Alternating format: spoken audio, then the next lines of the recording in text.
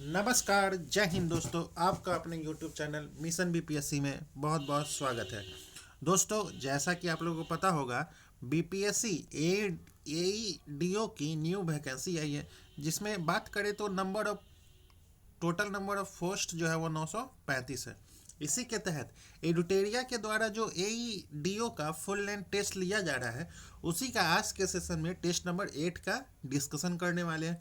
इससे पहले 7 टेस्ट का डिस्कशन हो चुका है, साथ ही साथ उसका पीडीएफ भी प्रोवाइड करवा दिया गया है। अगर आपको उसका पीडीएफ चाहिए तो आप हमारे टेलीग्राम लिंक से जुड़ सकते हैं। टेलीग्राम का लिंक जो है वो इस वीडियो के डिस्क्रिप्शन में है, वहाँ से जाके आप टेलीग्राम ज्वाइन कर ले, आपको पीडीएफ प्रोवाइड करवा दिया जाएगा। इससे पहले जो 7 टेस्ट हुआ है उसका एक अलग से प्लेलिस्ट बना दिया गया है, आप जाके उसको वॉच कर सकते हैं। तो चलिए, आज जैसा कि आप लोगों को पता होगा, बीपीएससी एईडीओ में 3 पेपर होने वाले हैं। पहला पेपर जो है वो लैंग्वेज पेपर होने वाला है, जिसमें हिंदी और इंग्लिश के क्वेश्चन पूछे जाएंगे। दूसरा जो पेपर होने वाला है वो जनरल स्टडीज का होने वाला है, जिसमें जीके बेसली क्वेश्चन पूछे जाएंगे। और तीसरा जो पेपर है वो जनरल एप्टीट्यूड का पेपर है, जिसमें रीजनिंग और मैथ पूछे जाएंगे। आज का जो सेशन है वो पेपर 2 में जनरल स्टडीज़ का क्वेश्चन जो पूछा जाएगा उसी का है। तो चलिए स्टार्ट करते हैं। बीपीएससी एईडीओ एडुटेरिया के द्वारा फुल लेंथ टेस्ट नंबर 8। चलिए आते हैं क्वेश्चन नंबर 1 पे। निम्नलिखित पूछ रहा है, निम्नलिखित ग्रहों को घनत्व के बढ़ते क्रम में व्यवस्थित करना है। घनत्व के बढ़ते क्रम में, तो इसका राइट आंसर सबसे कम से सबसे ज़्यादा घनत्व वाले बताना है। तो पहले शनि होगा, फिर मंगल होगा, फिर बुध होगा, फिर पृथ्वी होगा। तो इसका राइट आंसर है ऑप्शन नंबर बी, जो है इसका राइट आंसर है। घटते घनत्व के अनुसार ग्रह जो होता है वो पहला पृथ्वी होता है, दूसरा बुध होता है, तीसरा शुक्र होता है, चौथा मंगल होता है, पांचवा नेपच्यून होता है, छठा बृहस्पति होता है, सातवां यूरेनस होता है, आठवां शनि होता है। अब चलिए आते हैं क्वेश्चन नंबर 2 पे। लेब्राडोर धारा के बारे में नीचे दिए गए कथनों पर विचार करना। पहला, यह एक ठंडी समुद्री धारा है। दूसरा जो है वो यह उत्तरी अमेरिका के पूर्वी तट के साथ बहती है। तीसरा जो है वो यह न्यू फाउंडलैंड के पास गल्फ स्ट्रीम से मिलती है। ऊपर दिए गए कथनों में से कौन सा कथन सही है? तो इसका राइट आंसर है ऑप्शन नंबर डी, जो है इसका चारों कथन सही है। अगर धारा की बात करें तो हम्बोल्ट या पेरुवियन धारा जो है वो ठंडी होती है, और कुरिल या ओयासियो या ओकोटक्स धारा जो है वो ठंडी होती है। एंटलीज धारा जो है वो गर्म होती है। अब चलते हैं क्वेश्चन नंबर थर्ड पे। ब्लैक रोलर के बारे में निम्नलिखित में से कौन सा कथन जो है वो गलत है? तो यह उत्तरी अफ्रीका में चलती है, ऑप्शन नंबर सी जो है वो गलत है। ब्लैक रोलर जो है ये गर्म और सूखी धूल भरी हवाएं हैं जो उत्तरी अमेरिका के बड़े मैदानों में चलती है, न कि उत्तरी अफ्रीका में। या उत्तरी अमेरिका में चलती है, न कि अफ्रीका में।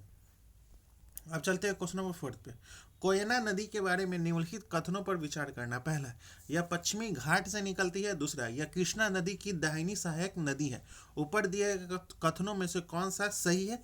तो ऑप्शन नंबर सी जो है वो पहला और दूसरा दोनों कथन जो है वो सही है। अब चलते हैं क्वेश्चन नंबर 5 पे। निम्नलिखित में से कौन सी गहन खेती की मुख्य विशेषता है? कौन सी विशेषता है? तो प्रति हेक्टेयर उच्च उपज। ऑप्शन नंबर सी जो है इसका राइट आंसर है।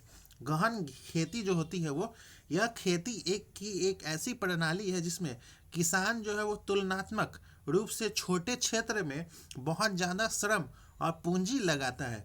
जिन देशों में आबादी ज़्यादा है लेकिन ज़मीन कम है, वहाँ इस तरह की खेती की जाती है। बड़ी आबादी के लिए खाने की मांग के कारण सालाना 2 या 3 फसलें उगाई जाती हैं। खेती श्रमिकों की मदद से की जाती है। अब चलते हैं क्वेश्चन नंबर 6 पे। लॉ अयस्क के संबंध में लॉ अयस्क खनन के संबंध में निम्नलिखित जिलों पर विचार करना है। बालाघाट, शिमोगा, रत्नागिरी। उपरोक्त में से कौन सा जिला जो है वो लॉ अयस्क है? तो इसका राइट आंसर है ऑप्शन नंबर सी, शिमोगा और रत्नागिरी जो है वो। रत्नागिरी में उच्च गुणवत्ता का लॉ अयस्क पाया जाता है। यह कुद्रेमुख गोवा रत्नागिरी बेल्ट का हिस्सा है। शिमोगा जो है वो कर्नाटक के मुख्य लौह अयस्क उत्पादक क्षेत्रों में से एक है। यहाँ बाबा बुदन पहाड़िया और संदूर हॉट हॉस हॉफ हॉप स्टेप के पास लौह अयस्क पाया जाता है। भारत की मैंगनीज नगरी जो है वो बालाघाट घाट जो है वो मैंगनीज नगरी है। अब चलते हैं क्वेश्चन नंबर 7 पे। निम्नलिखित में से कौन सी महान झील ग्रेट लेक पूरी तरह से संयुक्त राज्य अमेरिका के अंदर है? कौन सी झील जो है वो संयुक्त राज्य अमेरिका के अंदर है? तो मिशिगन झील जो है वो एकमात्र महान झील है जो पूरी तरह से यूएसए के अंदर है। पांच जो महान झील हैं वो सुपीरियर, मिशिगन, हुरोन, एरी और ओंटारियो है, जो पृथ्वी पर ताजे पानी की झीलों का सबसे बड़ा समूह बनाती है, जो उत्तरी अमेरिका में यूएस कनाडा सीमा के पास स्थित है। इनमें पीने, व्यापार और इकोसिस्टम के लिए जरूरी बहुत सारा ताज़ा पानी है, जिसमें मिशिगन झील जो है वो एकमात्र ऐसा झील है जो पूरी तरह से यूएसए के अंदर है। अब चलते हैं क्वेश्चन नंबर 8। पिग्मी पिग्मी मुख्य रूप से दुनिया के किस क्षेत्र में पाए जाते हैं? पिग्मी जनजाति जो है वो मुख्य रूप से दुनिया के किस क्षेत्र में पाए जाते हैं? Amazon basin, Congo basin, Kalahari रेगिस्तान, न्यू गिनी हाईलैंड। तो पिग्मी जो है वो जनजाति जो है वो ऑप्शन नंबर बी जो है वो कांगो बेसिन में पाए जाते हैं। अब चलते हैं क्वेश्चन नंबर 9 पे। स्वर्ण क्रांति के बारे में नीचे दिए गए कथनों पर विचार करना। पहला, इसमें फल और सब्जियों के उत्पादन में बड़ी बढ़ोतरी हुई है। इसने भारतीय कृषि के विविधीकरण में मदद की है। यह क्रांति मुख्य रूप से खाद्यान्नों से जुड़ी है। ऊपर दिए गए कथनों में से कौन सा कथन सही है? तो ऑप्शन नंबर ए पहला और दूसरा जो है वो सही है। अब चलते हैं क्वेश्चन नंबर 10। नीचे दिए गए कथन और कारण के लिए सही विकल्प चुनना है। कथन 1 में नागा अर्जुन सागर कृष्णा नदी पर बना एक बहुउद्देशीय परियोजना है। कारण जो है वो इसे मुख्य रूप से सिंचाई, बिजली उत्पादन और बाढ़ नियंत्रण के लिए बनाया गया है। इसमें से कौन सा सही है? तो ऑप्शन ए और आर दोनों सही है और आर ए की सही व्याख्या करता है। अब चलते हैं क्वेश्चन नंबर 11। एक लड़का जो है वो 3 किलोमीटर पूरब की ओर चलता है, फिर 4 किलोमीटर पश्चिम की ओर चलता है।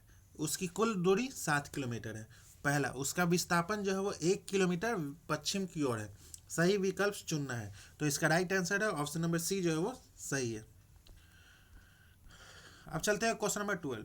बल की मात्रात्मक परिभाषा गति के किस नियम से ली गई है? गति के किस नियम से ली गई है? तो ऑप्शन नंबर बी जो है वो न्यूटन का दूसरा गति नियम से ली गई है। अब चलते हैं क्वेश्चन नंबर 13 पे। निम्नलिखित में से कौन सी स्थिति विराम के जड़त्व को सबसे अच्छी तरह दर्शाती है? तो इसका राइट आंसर है ऑप्शन नंबर ए जो है वो जब बस जो है वो अचानक चलना शुरू करती है तो यात्री जो है वो पीछे की ओर झुक जाते हैं। तो ये जो है वो जड़त्व के कारण आगे की ओर झुक जाते हैं, जिससे न्यूटन के गति के पहले नियम द्वारा समझाया गया है। अब चलते हैं क्वेश्चन नंबर 14 पे। निम्नलिखित कथनों पर विचार करना। पहला, यदि कोई कुली अपने सिर पर बोझ लेकर समतल सड़क पर चलता है तो गुरुत्वाकर्षण बल द्वारा किया गया कार्य जो है वो शून्य होता है। और दूसरा जो है वो किया गया कार्य केवल बल पर निर्भर करता है, विस्थापन पर नहीं। उपरोक्त में से कौन सा कथन सही है? तो ऑप्शन नंबर ए केवल पहला कथन जो है वो सही है।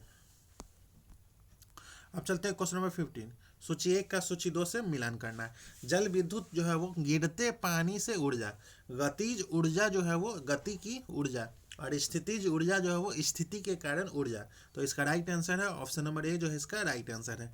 अब चलते हैं क्वेश्चन नंबर 16 पे। निम्नलिखित कथनों पर विचार करना है। पहला, ध्वनि जो है वो निर्वात से होकर यात्रा नहीं कर सकती है।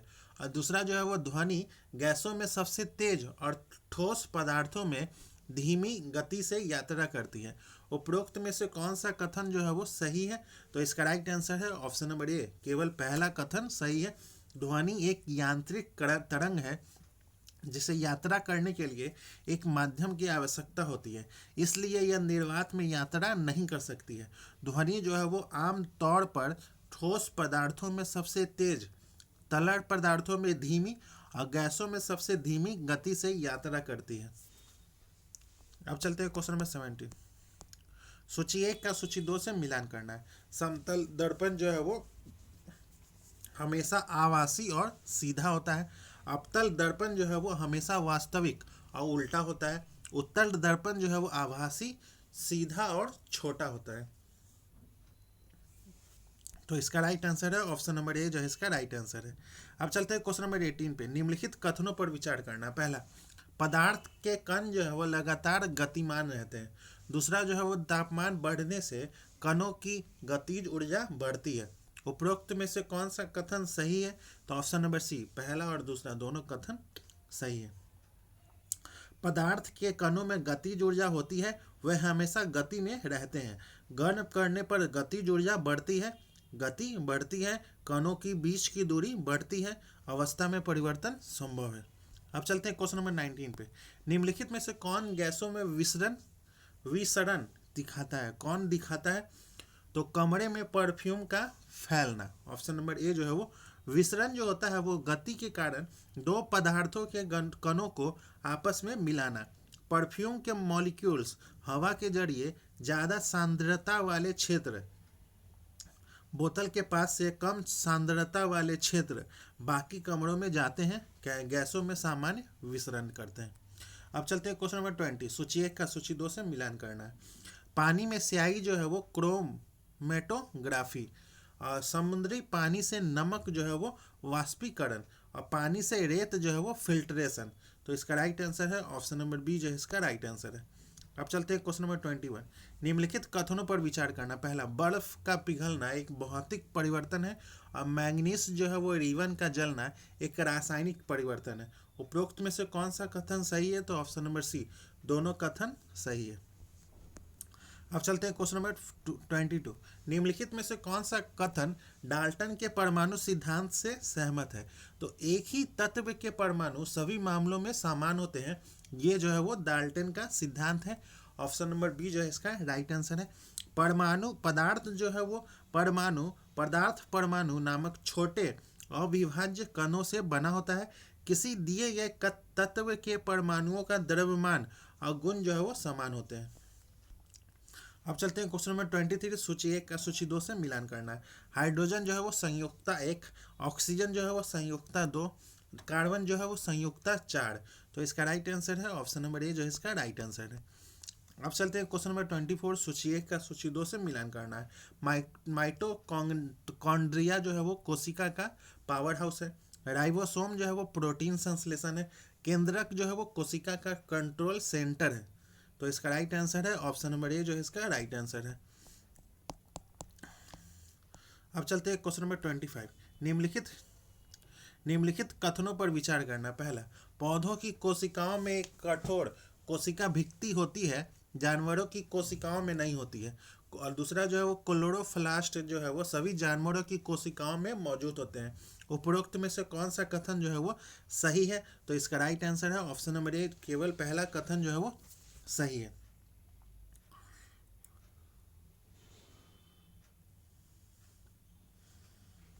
पौधों की कोशिकाएं जो है वो कोशिका भित्ति प्लस क्लोरोप्लास्ट प्लस बड़ी रिक्तिकाएं होती है, और जानवरों की कोशिका में कोशिका भित्ति और क्लोरोप्लास्ट नहीं होते हैं।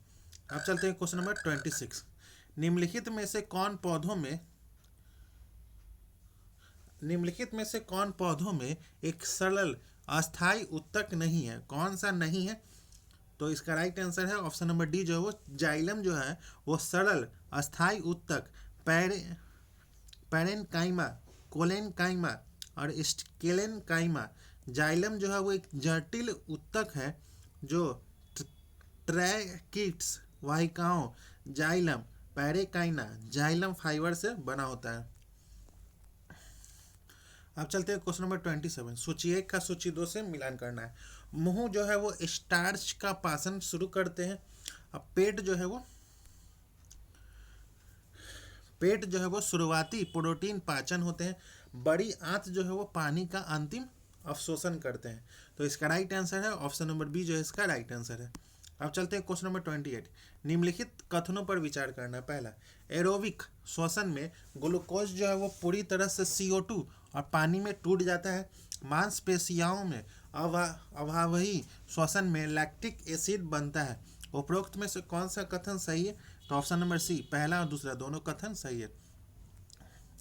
अब चलते हैं क्वेश्चन नंबर 29। निम्नलिखित कथनों पर विचार करना। पहला, जाइलम जो है वो जड़ों से पत्तियों तक पानी और खनिज पहुंचाता है। फ्लोएम जो है वो पत्तियों से भोजन को दूसरे हिस्सों तक केवल नीचे की दिशा में पहुंचाता है।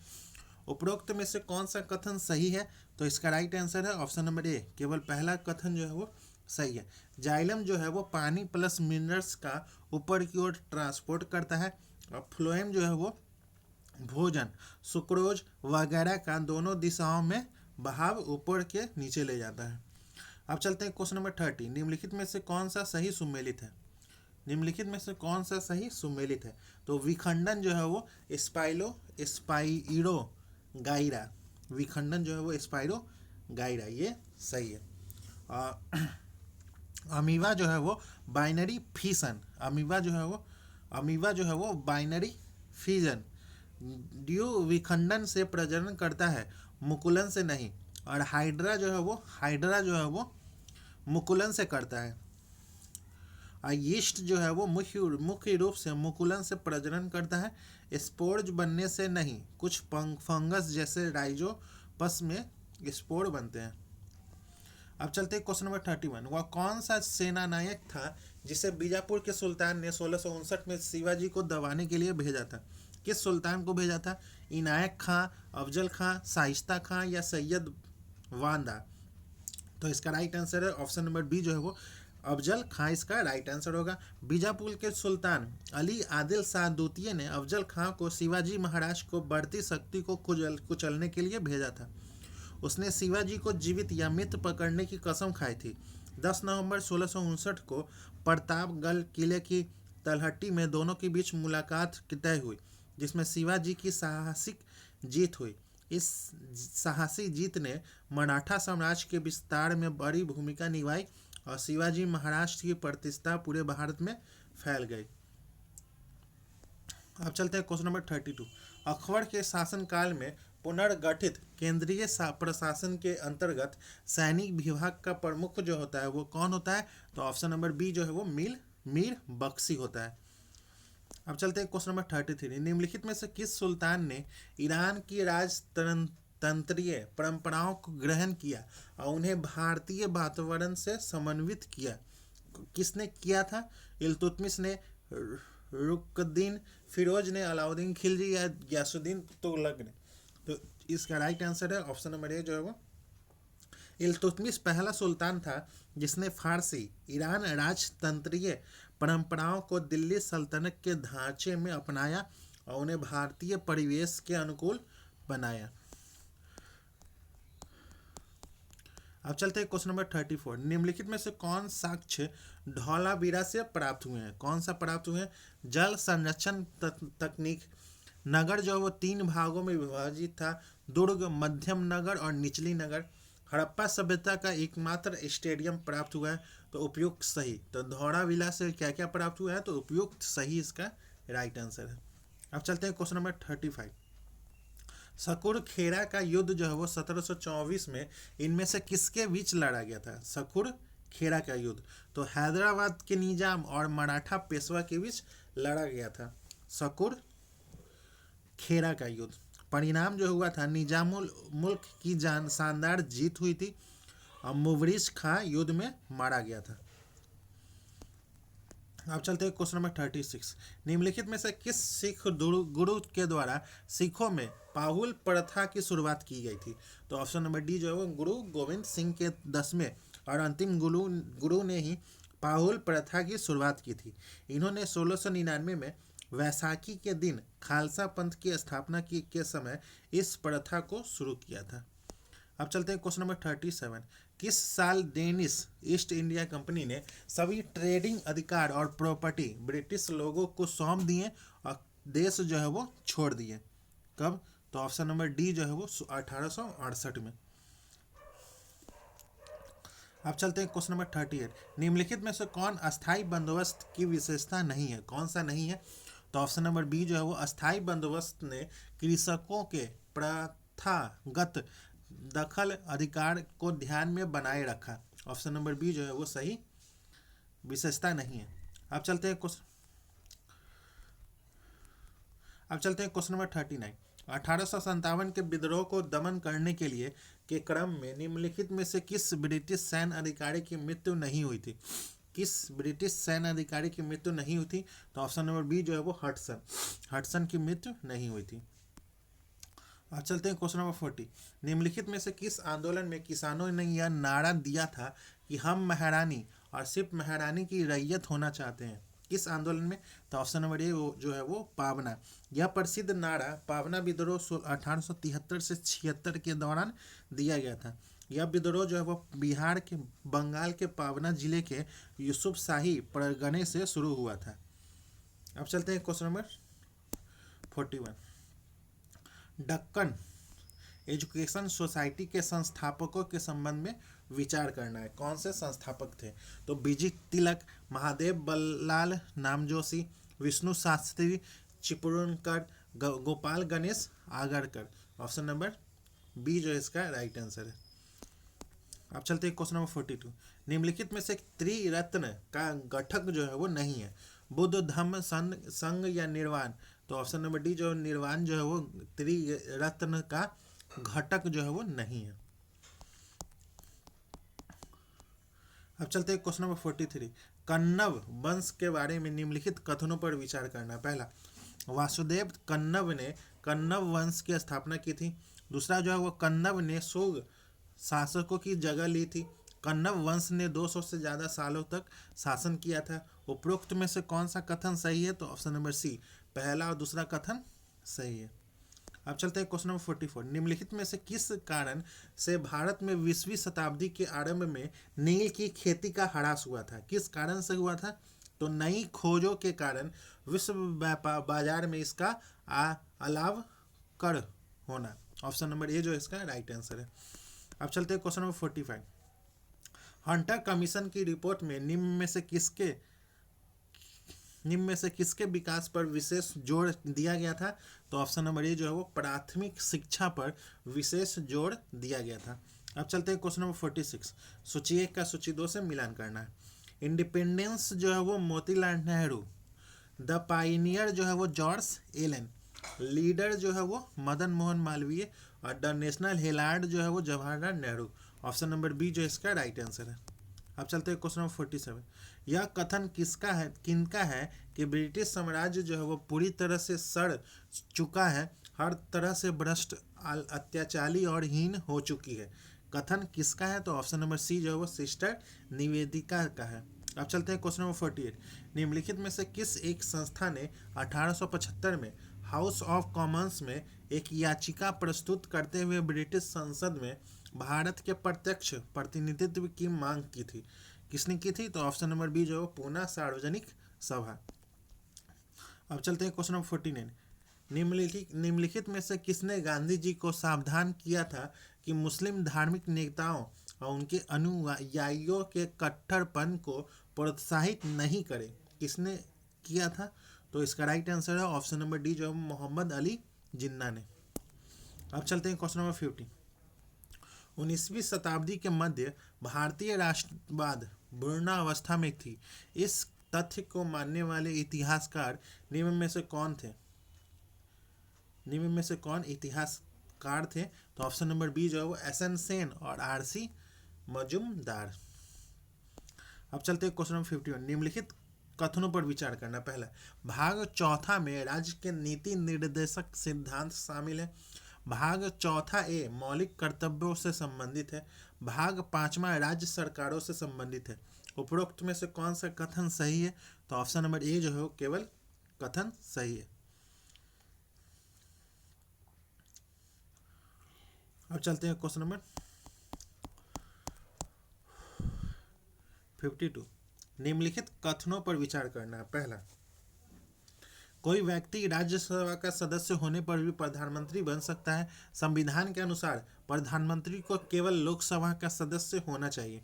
नीचे दिए गए कथन में कौन सा कथन सही है? तो ऑप्शन नंबर ए, केवल पहला कथन जो है वो सही है। राज्यसभा सदस्य जो प्रधानमंत्री बने थे वो इंदिरा गांधी, एच डी देवगौड़ा, आई के गुजराल, डॉक्टर मनमोहन सिंह। प्रधानमंत्री की नियुक्ति जो है वो राष्ट्रपति करते हैं। अन्य मंत्रियों की नियुक्ति राष्ट्रपति प्रधानमंत्री की सलाह पर करते हैं। प्रधानमंत्री को लोकसभा में बहुमत वाली पार्टी का नेता होना चाहिए या ऐसा व्यक्ति होना चाहिए जो उस सदन में बहुमत का विश्वास जीत सके। प्रधानमंत्री प्लस कैबिनेट मंत्री जो है मिलकर मंत्री परिषद होते हैं। अब चलते हैं क्वेश्चन नंबर 53। लेखा अनुदान का क्या मतलब है? लेखा अनुदान का क्या मतलब है? तो सरकारी खर्चों को पूरा करने के लिए एक अस्थायी मंजूरी। अब चलते हैं क्वेश्चन नंबर 54। राज्य विधान परिषद के संबंध में निम्नलिखित में से कौन सा कथन गलत है? राज्य विधान परिषद के संबंध में।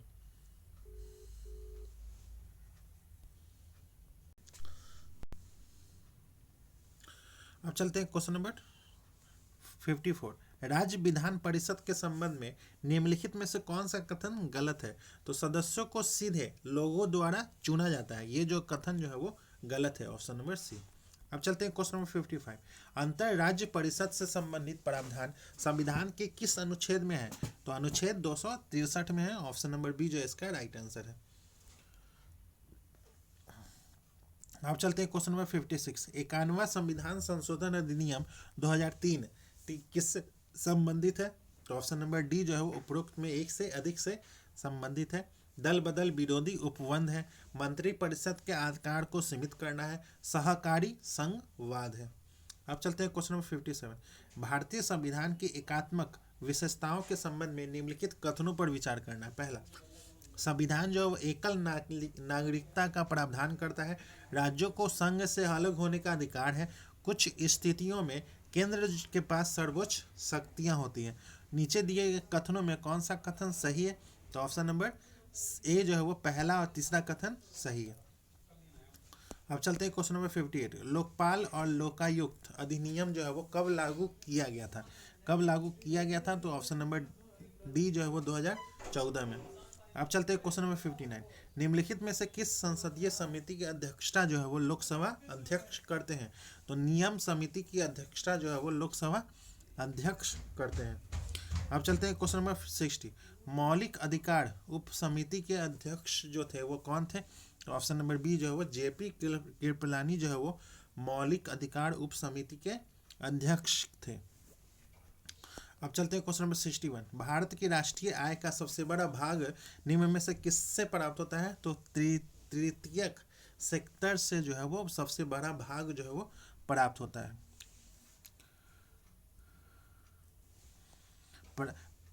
तृतीयक से जो है वो 53 से 55% प्राप्त होता है। प्राथमिक से 16 से 20% और द्वितीयक से 31%। अब चलते हैं क्वेश्चन नंबर 62। निम्नलिखित में से मूल्य ह्रास किसके बराबर होता है? तो सकल राष्ट्रीय उत्पाद और निवल राष्ट्रीय उत्पाद। ऑप्शन नंबर डी जो इसका राइट आंसर है। अब चलते हैं क्वेश्चन नंबर 63। अंतरराष्ट्रीय व्यापार में डंपिंग का क्या अर्थ है? डंपिंग का अर्थ जो है वो वास्तविक उत्पादन लागत से कम दाम पर माल का निर्यात। ऑप्शन नंबर सी जो इसका राइट आंसर है। अब चलते हैं क्वेश्चन नंबर 64। निम्नलिखित में से किसने मुक्त व्यापार की अवधारणा का प्रतिपादन किया था? किसने किया था? तो एडम स्मिथ ने। ऑप्शन नंबर बी जो है वो एडम स्मिथ ने किया था। अब चलते हैं क्वेश्चन नंबर 65। भारत की पहली औद्योगिक नीति जो है वो कब अपनाई गई थी? तो 1948 में। कब बनाई गई थी? 1948 में। 6 अप्रैल 1948 को घोषित की गई थी। इसे तत्कालीन उद्योग मंत्री डॉक्टर श्यामा प्रसाद मुखर्जी द्वारा संसद में प्रस्तुत किया गया था। अब चलते हैं क्वेश्चन नंबर 66। केंद्रीय बजट 2025-26 के तहत दाल आत्मनिर्भरता मिशन का मुख्य उद्देश्य जो है वो किन दालों पर है? किन दालों पर है? तो इसका राइट आंसर है अरहर पे है और उड़द और मसूर पे है। ऑप्शन नंबर सी जो इसका राइट आंसर है। अब चलते हैं क्वेश्चन नंबर 67। 2025 में जारी आर्थिक सर्वेक्षण 2024-25 के अनुसार सीमेंट उत्पादन में भारत का स्थान जो है वो विश्व में कितना है सीमेंट उत्पादन में? तो ऑप्शन नंबर बी जो है वो दूसरा है। चीन जो है वो दुनिया का सबसे बड़ा सीमेंट उत्पादन करता है। अब चलते हैं क्वेश्चन नंबर 68। वैश्विक भूखमरी सूचकांक निम्नलिखित में से कौन जारी करता है? तो कंजन वर्ल्ड वाइड और वेल्ट वेल्ट हंगर हिल्स, ऑप्शन नंबर सी जो है इसका राइट आंसर है। अब चलते हैं क्वेश्चन नंबर 69। बिहार में 1857 का विद्रोह जिस गांव से शुरू हुआ था उस गांव का नाम जो है वो ऑप्शन नंबर बी जो है वो रोहिणी है। अब चलते हैं क्वेश्चन नंबर 70। 1912 का भारतीय राष्ट्रीय कांग्रेस अधिवेशन बिहार में कहाँ आयोजित हुआ था? तो बांकीपुर पटना में। अब चलते हैं क्वेश्चन नंबर 71। बिहार में साइमन कमीशन के खिलाफ विरोध प्रदर्शन का नेतृत्व जो है वो निम्नलिखित में से किस नेता ने किया था? तो ऑप्शन नंबर बी जो है वो अनुग्रह नारायण सिंह ने। अब चलते हैं क्वेश्चन नंबर 72। बिहार में पहला व्यक्तिगत सत्याग्रह जो है वो निम्नलिखित में से किस नेता ने किया था? किस नेता ने किया था? तो श्री कृष्ण सिंह ने किया था। अब चलते हैं क्वेश्चन नंबर 73। मुनीफ खान को किस मुगल शासक ने बिहार का गवर्नर सूबेदार जो है वो नियुक्त किया था? तो अकबर ने किया था। ऑप्शन नंबर सी जो है वो अकबर ने। अब चलते हैं क्वेश्चन नंबर 74। बिहार के धारवाड़ पहाड़ी क्षेत्रों के बारे में निम्नलिखित कथनों पर विचार करना। पहला, यह मुख्य रूप से प्राचीन क्री-अष्टलीय चट्टानों से बना हुआ है। यह बिहार में छोटा नागपुर पठार के विस्तार का हिस्सा है। यह मुख्य रूप से दक्षिणी बिहार में पाया जाता है। उपरोक्त में से कौन सा कथन सही है? तो ऑप्शन नंबर डी, पहला दूसरा और तीसरा तीनों कथन सही है। अब चलते हैं क्वेश्चन नंबर 75। कोपेन के जलवायु वर्गीकरण के अनुसार दक्षिणी बिहार में मुख्य रूप से किस प्रकार की जलवायु पाई जाती है? तो AW, ऑप्शन नंबर ए जो है वो AW जलवायु पाई जाती है। अब चलते हैं क्वेश्चन नंबर 76। उदयपुर वन्यजीव अभ्यारण्य बिहार के किस जिले में स्थित है? तो ऑप्शन नंबर बी जो है वो पश्चिमी चंपारण में स्थित है। अब चलते हैं क्वेश्चन नंबर 77। 2011 की जनगणना के अनुसार बिहार के उच्च घनत्व वाले जिलों का सही क्रम जो है वो कौन सा है? तो शिवहर है, पटना है, दरभंगा और वैशाली है। ऑप्शन नंबर बी जो है इसका राइट आंसर है। शिवहर जो है वो 1882, पटना जो है वो 1823 और दरभंगा जो है वो 1728 और वैशाली जो है वो 1717। अब चलते हैं क्वेश्चन नंबर 78। बिहार की सबसे पुरानी नहर प्रणाली सोन नहर प्रणाली का निर्माण किस वर्ष हुआ था? तो 1874 में हुआ था। ऑप्शन नंबर डी जो इसका राइट आंसर है। अब चलते हैं क्वेश्चन नंबर 79। बिहार के पहले हरिजन अनुसूचित जाति मुख्यमंत्री जो थे वो कौन थे? तो भोला पासवान शास्त्री थे। अब चलते हैं क्वेश्चन नंबर 80। बिहार के निम्नलिखित जिलों का सही ग्रामीण साक्षरता क्रम जो है वो घटते क्रम में कौन सा है? तो रोहतास, औरंगाबाद और भोजपुर है। रोहतास में 72.5 है, औरंगाबाद उसके बाद और उसके बाद भोजपुर है। तो ऑप्शन नंबर ए जो इसका राइट आंसर है। अब चलते हैं क्वेश्चन नंबर 81। इंदिरा गांधी शांति पुरस्कार 2024 किसे प्रदान किया गया था? तो ऑप्शन नंबर ए जो है वो मिशेल बेचलेट। अब चलते हैं क्वेश्चन नंबर 82। निम्नलिखित में से किस देश में आयोजित सम्मेलन में 72 देशों ने साइबर अपराध से लड़ने के लिए पहली ऐतिहासिक संयुक्त राष्ट्र संधि पर हस्ताक्षर किए थे? तो ऑप्शन नंबर ए जो है वो वियतनाम। अब चलते हैं क्वेश्चन नंबर 83। अक्टूबर 2025 में 22वां आसियान शिखर सम्मेलन किस देश में आयोजित किया गया था? तो कुलालमपुर। ऑप्शन नंबर डी जो है इसका राइट आंसर है।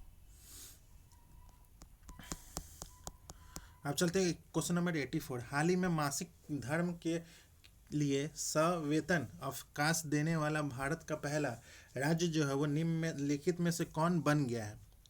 निम्नलिखित में से कौन बन गया है? तो ऑप्शन नंबर सी जो है वो कर्नाटक। अब चलते हैं क्वेश्चन नंबर 85। हाल ही में यूनेस्को ने किस शहर को क्रिएटिव सिटी ऑफ गैस्ट्रोनॉमी घोषित किया है? तो ऑप्शन नंबर बी जो है वो लखनऊ को।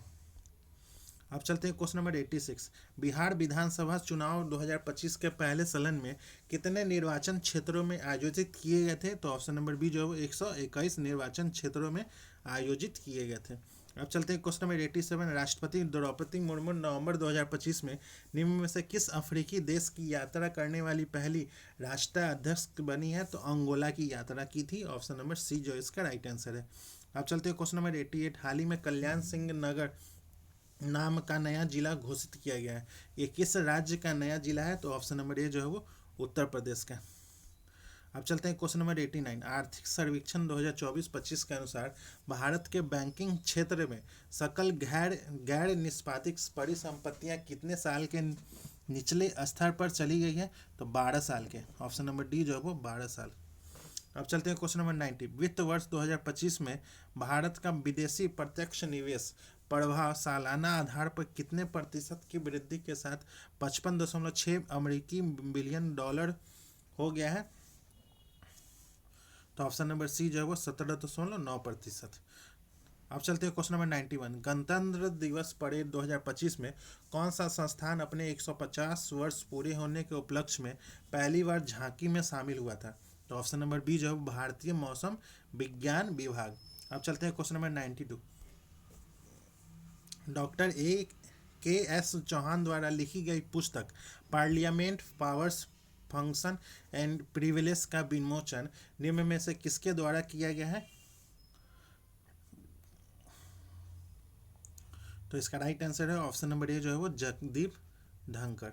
अब चलते हैं क्वेश्चन नंबर 93। हाल ही में निम्न में से किस देश ने दुनिया का सबसे शक्तिशाली हाइड्रोजन ट्रेन इंजन जो है वो विकसित किया है? तो ऑप्शन नंबर ए जो है वो भारत। अब चलते हैं क्वेश्चन नंबर 94। निम्नलिखित में से किस अंतरिक्ष एजेंसी द्वारा Interstellar mapping and acceleration probe mission launch किया है?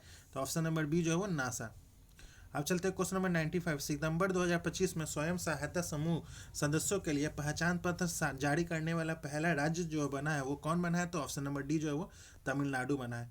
अब चलते हैं क्वेश्चन नंबर 96। चर्चा में रहा स्वामित्व योजना का संबंध निम्न में से किस मंत्रालय से है? तो ऑप्शन नंबर ए जो है वो पंचायती राज मंत्रालय से है। अब चलते हैं क्वेश्चन नंबर 97। बिहार राज्य का पहला परमाणु ऊर्जा संयंत्र जो है वो निम्नलिखित में से किस जिले में आयोजित स्थापित किया गया है? तो ऑप्शन नंबर बी जो है वो नवादा रजौली। अब चलते हैं क्वेश्चन नंबर 98। पाकिस्तान के खिलाफ हुए ऑपरेशन सिंदूर में महत्वपूर्ण भूमिका निभाने वाले एयर मार्शल अवधेश कुमार भारती का संबंध बिहार के किस जिले से है? तो ऑप्शन नंबर डी जो पूर्णिया जिले से है। अब चलते हैं क्वेश्चन नंबर 99। राष्ट्रपति द्रौपदी मुर्मू ने कुल 139 विशिष्ट व्यक्तियों को पद्म पुरस्कार 2025 प्रदान किया है। इनमें से बिहार के कुल कितने व्यक्तियों को पद्म विभूषण मिला है? तो ऑप्शन नंबर ए जो है वो 1। अब चलते हैं क्वेश्चन नंबर 100। हाल ही में मुख्यमंत्री श्री नीतीश कुमार ने बिहार युवा आयोग की स्थापना की मंजूरी दी है। इसमें अध्यक्ष उपाध्यक्ष सहित कितने सदस्य होंगे? तो ऑप्शन नंबर बी जो है वो 10 सदस्य होंगे।